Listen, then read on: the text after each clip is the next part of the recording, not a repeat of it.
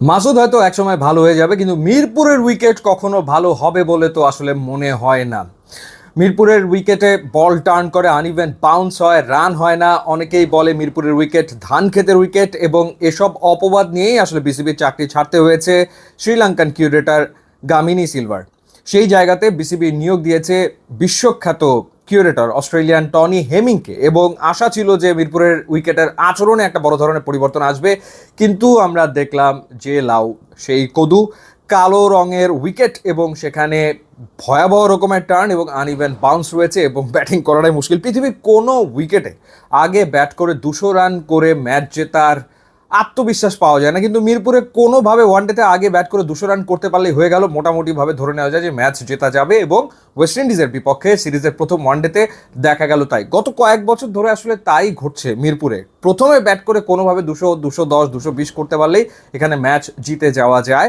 এবং ওয়েস্ট ইন্ডিজের বিপক্ষে প্রথমে ব্যাট করে বাংলাদেশ করেছিল 207 রান, এবং তখনই আসলে বোঝা গিয়েছিল যে যেহেতু বাংলাদেশের বোলিং লাইন আপে মেহেদী হাসান মিরাজ রয়েছেন, তানভীর রয়েছেন, রিশাদ রয়েছেন, সুতরাং এই ম্যাচ আসলে বাংলাদেশ জিতে নেবে। বোলিংয়ে রিশাদ হোসেন অসাধারণ বোলিং করেছেন। ধান খেতেও আসলে 6 উইকেট পাওয়াটা চারটিখানি কথা না। ঋষাদের bowling day by day improve করছে, তার বোলিংয়ে গুগলি যোগ হওয়ার ফলে আসলে ব্যাটসম্যানদের খেলতে মুশকিল হচ্ছে। ঋষাদ সাফল্য পাচ্ছেন এবং মোটামুটি ধারাবাহিকভাবেই সাফল্য পাচ্ছেন। টি20তে তো পাচ্ছিলেনই, ওয়ানডেতে এবার তিনি আসলে ম্যাচ উইনিং পারফরমেন্স দিয়েছেন, এবং তিনি রেকর্ড করেছেন প্রথম স্পিনার, বাংলাদেশি প্রথম স্পিনার হিসেবে ওয়ানডেতে 6টা উইকেট তিনি নিয়েছেন, এবং ডানহাতি স্পিনার হিসেবে প্রথমবার তিনি 5 উইকেট নিয়েছেন। কিন্তু আরও বড় কীর্তি তিনি গড়তে পারতেন। 35 রানে 6 উইকেট নিয়েছেন তিনি, কিন্তু তিনি আরও বড় কীর্তি গড়তে পারতেন বাংলাদেশের ইতিহাসে।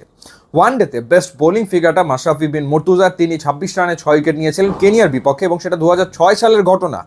এবং রুবেল হোসেন নিউজিল্যান্ডের বিপক্ষে 6 উইকেট নিয়েছেন 26 রানে। তো তৃতীয় বেস্ট বোলিং ফিগার রিশাদ হোসেনের। কিন্তু তাকে যদি আসলে আর একটু সুযোগ দেওয়া হতো, মানে তাকে কন্টিনিউয়াসলি বোলিং করিয়ে গেলে কে জানে হয়তো তিনি 7 উইকেট নিয়ে ফেলতে পারতেন, এবং বাংলাদেশের বেস্ট বোলিং ফিগারটা তার হয়ে যেত। কিন্তু মেহেদী হাসান মিরাজ তাকে সরিয়ে নিয়েছিলেন। যাই হোক, তিনি 6 উইকেট পেয়েছেন, দারুণ বল করেছেন, এবং এর আগে ব্যাটিংয়ে তিনি একটা কেমিও খেলেছেন, যেটাও আসলে খুবই এফেক্টিভ ছিল। এর আগে যদি ব্যাটিংয়ের কথা বলি, সেখানে তাওহিদ হৃদয় একটা 50 করেছেন। এবছরে বাংলাদেশের ওয়ানডেতে বেস্ট ব্যাটার তাওহিদ হৃদয়, যার 4টা 50 রয়েছে। এবছর ওয়ানডেতে একটা সেঞ্চুরি তিনি করেছেন, এবং 51 রান করে তিনি আউট হয়েছেন। আমি একটা স্ট্যাটাস দিয়েছিলাম যে উইকেট বিবেচনায় তার এই 50 আসলে ডাবল সেঞ্চুরির সমান। অবশ্যই মাহিদুল অঙ্কনের কথা বলতে হয় যে অভিষেক হয়েছে তার, এবং এরকম উইকেট এরকম কন্ডিশনে তিনি খেলতে নেমেছেন চাপের মুখে, কিন্তু তিনি 46 রানের একটা ভালো ইনিংস তিনি খেলেছেন 76 বলে। হ্যাঁ, ডট খেলেছেন অনেক, বা তার স্ট্রাইক রেট খুব একটা ভালো না, বাট পরিস্থিতি বিবেচনায় নিলে তার ইনিংসটাও আসলে ভালোই ছিল। রিশাদ 13 বলে 26 রানের একটা ইনিংস খেলেছেন। আর্লি 2টো উইকেট হারিয়ে ফেলেছিল বাংলাদেশ। সাইফ হাসান এবং সৌম্য সরকার দুজন আউট হয়ে যাওয়ার পর কিন্তু চাপে পড়ে গেছিল। 8 রানে বোধহয় 2 উইকেট পড়ে গিয়েছিল, তারপর কিন্তু চাপে পড়ে গিয়েছিল। সেখান থেকে বাংলাদেশ 207 পর্যন্ত করে জবাব দিতে নেমে একটা ওপেনিং পার্টনারশিপ করে ফেলেছিল ওয়েস্ট ইন্ডিজ 50+-এর। তখন মনে হচ্ছিল যে এই ম্যাচও হাতছাড়া হয় কিনা, কিন্তু খেলা তো মিরপুরে হচ্ছে, হাতছাড়া কেমন করে হবে।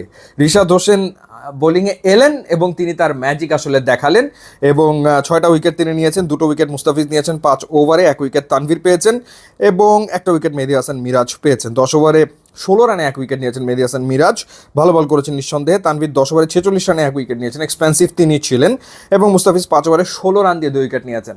সো ম্যাচটা মূলত রিশাদ হোসেনের। কদিন আগে তিনি বলেছিলেন যে ব্যাটিং বোলিং ফিল্ডিংয়ে যেদিন বাংলাদেশ ক্লিক করবে সেদিন আসলে বাংলাদেশের সামনে কেউ দাঁড়াতে পারবে না। সো এই ম্যাচে রিশাদ ব্যাটিং বোলিং ফিল্ডিংয়ে তিনি ক্লিক করেছেন, এবং তিনি একাই আসলে ওয়েস্ট ইন্ডিজকে হারিয়ে দিয়েছেন। কিন্তু মিরপুরের উইকেট নিয়ে যে দুশ্চিন্তা ছিল, সেই দুশ্চিন্তা থেকেই গেল। প্রশ্ন হলো যে টনি হেমিং কি ফেল করবেন? তাহলে আসলে মিরপুরে খেলা বন্ধ করা ছাড়া আর কোনো উপায় থাকবে বলে আমার মনে হয় না। ইউটিউব, ইনস্টাগ্রাম লিঙ্ক দেওয়া আছে, আপনারা যোগ দিলে খুবই খুশি হবো। And thanks for watching.